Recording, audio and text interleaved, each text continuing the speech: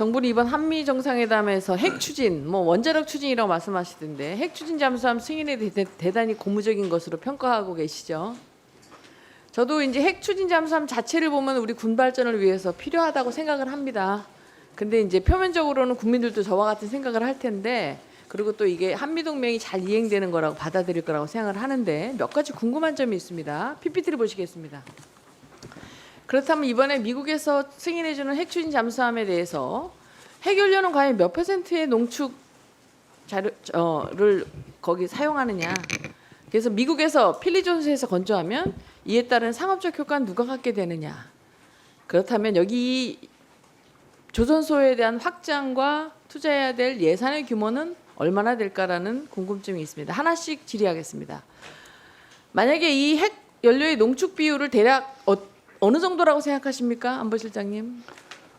방식은 조금 더 농축도를 높여서 하는 방식도 있고 낮게 하는 방식도 있다고 하는데 대체로 20% 이하에서 할 수 네. 있다고 하는 쪽입니다. 네, 지금 이제 20% 이내 우라늄에 대한 것을 갖는 것은 실제 애초에 이것이 우리가 이제 핵 추진 잠수함을 추진함에 있어서 가장 중요한 것은 그 핵 추진 잠수함을 갖는 것도 중요하지만 핵 추진 잠수함에 사용하는 연료를 재처리하고 농축하는 기술을 갖는 핵 잠재력을 갖는 것도 저는 우리나라 국민으로서 매우 중요한 요소였다고 생각하는데, 일본처럼 20%의 이런 농축 및 재처리 시설을 갖지 못하고 이걸 미국에서 제공받는다면은 지금 현재 한미의 팩트시트가 덜 되었다라고 하지만 이러한 20%는 실제로 지금 프랑스에서 20% 정도 3,000톤급을 사용하는 잠수함은 이제 그게 자꾸 폐기되고 있습니다.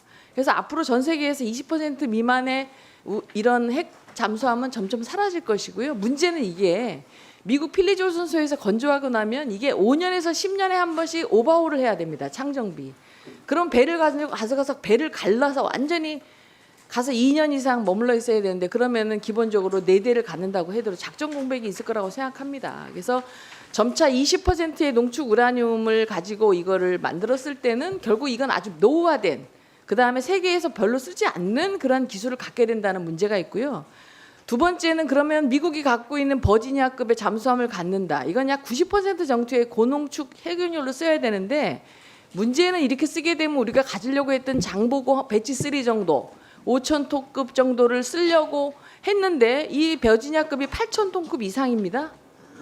그런데 핵연료봉을 우리를 위해서 필리조선소에서 자신들이 만들어야 되는 버지니아급 사용하는 핵연료 말고 또다시 설계를 해서 작은 규모를 만들어 줄 것이냐.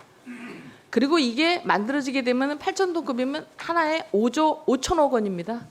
호주도 2030년까지 잠수함 2척을 구입하는데 11조 5천억 원이 들고요.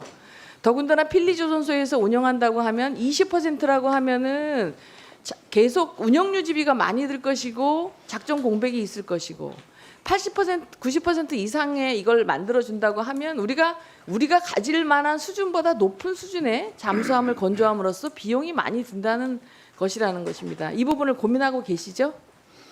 네, 다 알고 있고요. 네. 저희가 지금 20% 이하의 농축도를 가진 연료를 쓸 것인지 아니면 40%대도 있고 90%대도 있는데 어떤 걸 쓸 것인지 정한 바는 없고요. 일단 미국하고 그 부분에서 승인을 받았습니다. 네. 그리고 미국에서 건조할 경우에 생기는 여러 가지 우려점을 적절히 잘 지적해 주셨는데요.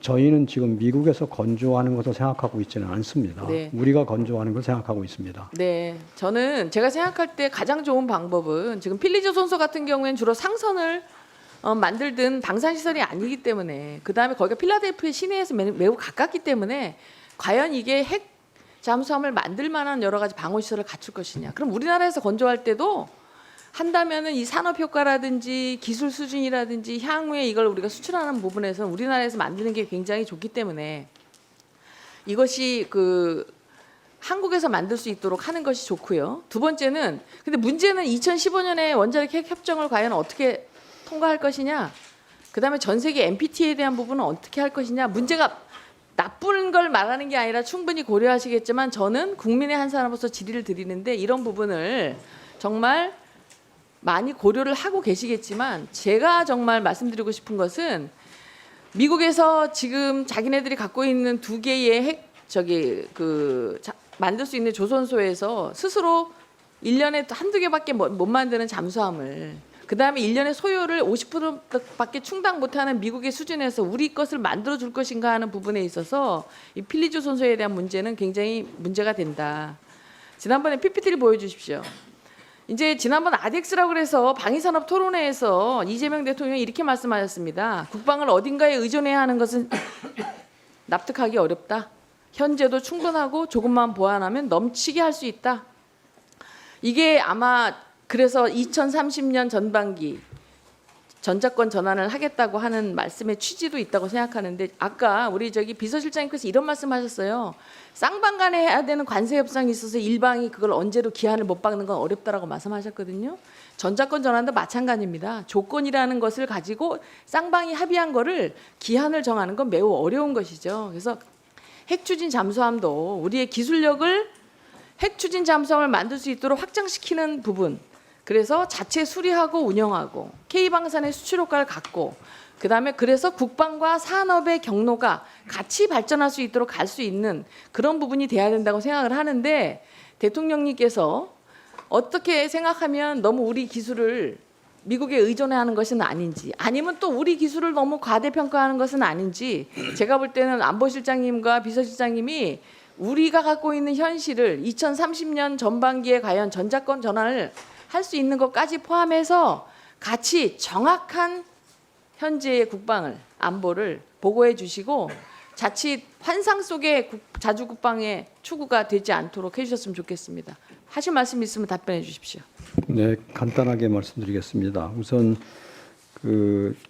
원자력 추진 잠수함에 대한 여러 가지 염려에 대해서 잘 들었고요. 감안해서 현실적이고 비용 대 효용이 맞는 그런 원자력 잠수함을 추진해 나가겠습니다. 아까 말씀하신 버지니아급은 우리가 추진할 필요가 없는 미국형 잠수함이고 그거는 그러니까 이제 5조 몇천억이 들어가는 건데 우리는 그보다는 훨씬 저렴한 우리에 맞는 우리 수요에 맞는 잠수함을 추진하려고 하고 또 우리가 한국에서 지으려고 합니다.